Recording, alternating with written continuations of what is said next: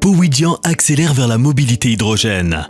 Le changement d'échelle de Powidian, initié en 2020, continue et s'intensifie sur toute la chaîne de valeur de la filière hydrogène. Initialement centrée sur les stations autonomes de production d'électricité pour sites isolés, la société se place sur de nouveaux secteurs de marché. Powidian s'impose comme un acteur majeur. L'année 2021 a été ponctuée par la mise en service de nouvelles installations. Compagnie nationale du Rhône à Bourg-les-Valences, installation du système de stockage hydrogène pour un parc photovoltaïque de 5 hectares produisant 3,4 MW crête.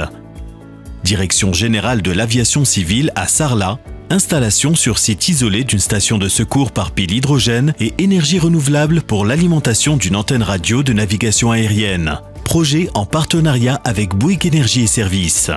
Société d'économie alpestre de Savoie à Beaufort.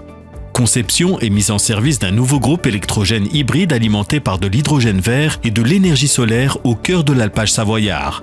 Ce générateur a été conçu dans une démarche de décarbonisation pour alimenter une machine de traite en altitude, dédiée à la fabrication du fromage AOP Beaufort afin de remplacer un moteur diesel monté sur tracteur.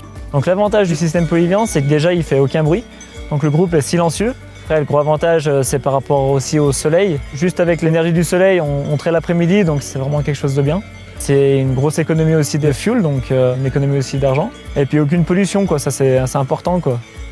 Powidian est également dans la phase administrative finale pour l'implantation de sa station de production autonome d'électricité sur le site d'Apagui en Guyane pour EDF SEI, initiant une nouvelle activité de producteur d'électricité par vente de capacité garantie. Et l'attribution d'une commande emblématique en octobre, Université Sophiatech à Nice-Sophia Antipolis.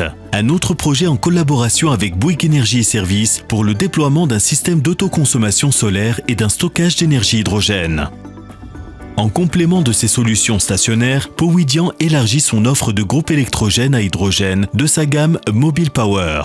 Le modèle S4 d'une puissance de 4 kVA, nouvelle version du modèle existant plus léger et plus ergonomique. Le modèle M110 d'une puissance de 110 kVA. Pour ce nouveau produit, Powidian collabore avec 2H Énergie, leader dans le domaine des groupes à haute valeur ajoutée, défense, sites nucléaires, réseau de distribution d'électricité. Powidian continue à développer sa gamme avec un nouveau groupe électrogène de secours avec une puissance 50% plus élevée que le M110 avec une première expérimentation pour le centre spatial de Kourou en Guyane en remplacement d'un groupe diesel. Powidian confirme ainsi son implantation sur le marché de la Guyane. Cette année, Powidian s'est invité sur le circuit des 24 heures du Mans en alimentant l'espace membre de l'Automobile Club de l'Ouest, qui montre un intérêt particulier pour les solutions zéro émission. En 2022, la société se dotera d'une filiale de location de groupe hydrogène pour compléter son offre commerciale. Une première location est en cours pour le groupe Bouygues, très demandeur de groupes non polluants pour ses marchés et sites télécoms. Powidian fait un premier pas dans la mobilité décarbonée, plus particulièrement dans le domaine des stations de recharge, en remportant 2 contrats cette année.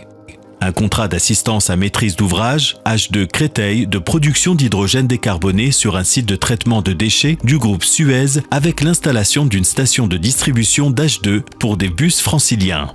La fourniture en 2022 d'un système de recharge de véhicules raccordé au système hydrogène de Powidian du bâtiment autonome du CEA à Toulouse en partenariat avec la société Attaway.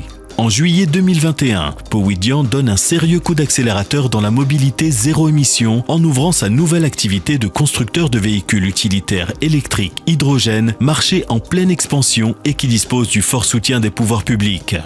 Soutien qui vient d'ailleurs d'être renforcé par le plan France 2030 annoncé le 12 octobre qui prévoit 4 milliards d'investissements destinés au transport décarboné. Powidian crée sa filiale Powidian Mobility en faisant l'acquisition du constructeur automobile LMI au Mans, possédant plus de 30 années d'expérience dans l'étude et la production de véhicules. Les activités de cette filiale couvrent les études, l'industrialisation, la fabrication, les services associés de véhicules. Ces utilitaires sont destinés en premier lieu aux collectivités territoriales. Powidian Mobility livrera des véhicules adaptables et configurables en balayeuse, laveuse, désherbeuse, benne à ordures, nettoyeur haute pression par exemple.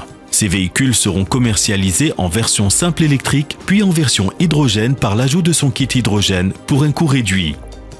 L'hydrogène apportera l'autonomie et la puissance dont un simple véhicule électrique ne dispose pas. Ainsi, un même véhicule pourra être utilisé par plusieurs équipes dans une même journée sans temps de latence pour recharger les batteries. Ce type de véhicule n'existe pas aujourd'hui pour un marché en forte demande. Powidian est déjà en discussion avec plusieurs villes qui doivent renouveler leur flotte d'utilitaires et développe son réseau commercial en Europe.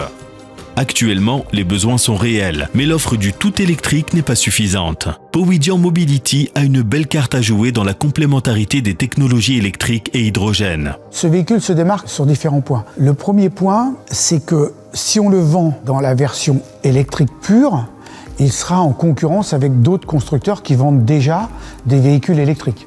Donc, dans ce secteur de marché, il faudra juste qu'on soit au niveau prix et au niveau service au top de ce qui se fait actuellement. Le petit plus qu'il y aura sur cette version électrique, c'est qu'on aura une technologie de dernière génération, puisque l'étude ça a daté de 2021. Les véhicules qui sont actuellement en vente en électrique ont des études qui datent de 5 à 6 années. Et dans ces domaines, l'avancée techno va très très vite. C'est un domaine où on peut vite devenir obsolète. La deuxième différenciation, qui est pour moi la plus importante, c'est que justement, le véhicule n'aura pas été un véhicule étudié en version électrique, ce sera un véhicule étudié en version électro-hydrogène. Et donc, on offrira à nos clients la possibilité de le transformer en hydrogène sans racheter un nouveau véhicule.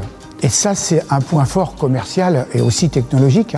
Aujourd'hui, on est très confiant dans ce marché de niche, qui est un marché qui n'est pas du tout pris par les constructeurs.